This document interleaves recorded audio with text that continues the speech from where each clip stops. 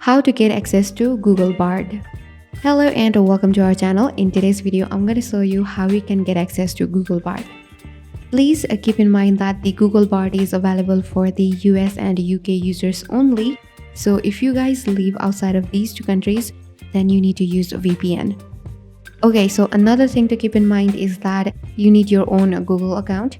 So I suggest you to use a Chrome browser and just make sure that you are signed in. Now just go to your browser and search for bard.google.com. Then you will see the interface as shown on the screen. Here on the left side, you can see join waitlist option and just go ahead and click on it. And that's it. Once you have joined the waitlist, you will see the email as shown on the screen. And after a few days, perhaps a week or so, you will get another email as shown on the screen telling you that you can now try the Google Bard.